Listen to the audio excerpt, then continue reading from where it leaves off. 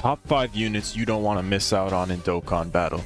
What are the 5 best units to look out for in Dokkan Battle? Well, you have come to the right place to answer that question. Obviously, everyone has their own preferences, so if I miss a unit you think I should have mentioned, feel free to let me know in the comments. But I'm going to be picking these characters based on utility, leader skills, how well they perform in endgame content, and their beginner friendliness in a way. But let's be fair, in this age of Dokkan, there's not really such a thing as a simple or quick to read card that is good anymore. Every passive skill is a whole book now. Anyways, without any further yapping, let's get straight into this. Number 5. Number 5 is the new SSJ Trio. They're quite good, and they have a great leader skill too. Because this game has a whole lot of Super Saiyans, and that makes their leader skill pretty versatile, because firstly it's good for new players since they might be trying to form any team they can, but it's also good because for endgame players it still has a ton of amazing characters who can contribute in endgame content on the Super Saiyan category. The card itself is amazing. One of the best kits in the game right now in my opinion. So if you're seeing this video while the banner is still available, I would recommend going in a little bit deeper on the banner to at least have this beast of a card.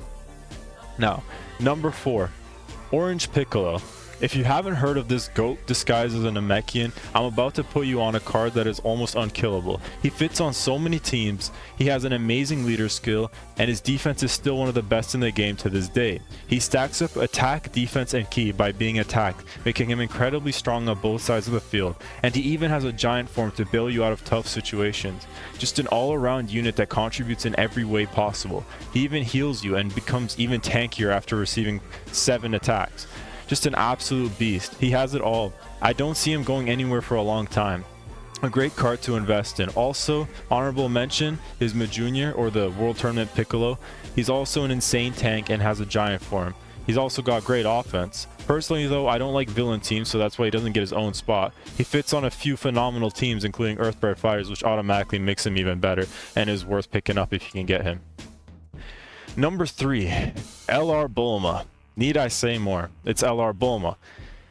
In case you don't know her, I'm going to educate you on why she's one of the best to go for. But let me start by saying the reason she's not number 1 is her leader skill and unfortunate lack of categories. But the thing about those few categories she does have is that they are literally some of the best in the game, like Earthbred Fighters and Power of Wishes. Now, the reason she's so dominant is her kit. She's a defensive monster, an orb changer, a support character. Her active is busted. It literally changes the whole field of orbs to STR, and she gains more and more damage reduction as the fight goes on. She's one of my favorite cards ever. Her only hindrance is that newer players won't have a team to put her on, because they might get her and then realize they haven't been collecting cards to build a team that she can even be on. Number 2. This is going to go to the GT Duo. They have a great leader skill and they're in some good categories. I know they're an anniversary unit, but they should be returning soon on Global, and you definitely don't want to miss out on them. They're just absolutely busted still. The only thing they lack in is start of turn defense, but their passive makes up for anything they might be missing. They're able to output so much damage that sometimes it's actually too much damage. Besides that, their abilities make them gain 10% damage reduction per super, but they also have a bunch of additionals built in that help them get that damage reduction.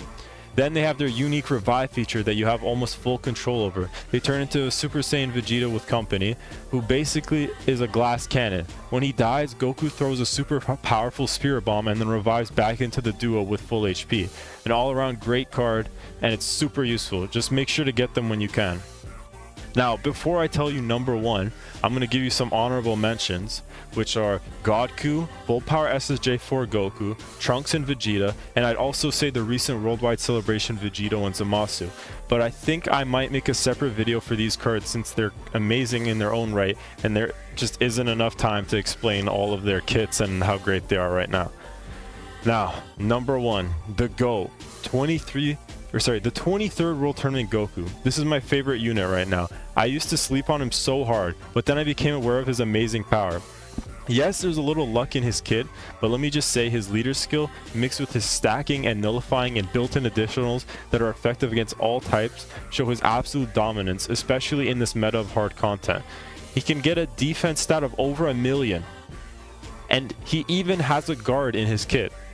I think it's great to hunt this card as one of your first because you can build so many incredible teams with his leader skill, and even if he's not the leader, he still provides amazing value to your team. Just a great card to have. I don't think he's going anywhere for a long time, and he's one of the top 3 TURs in the game without a doubt.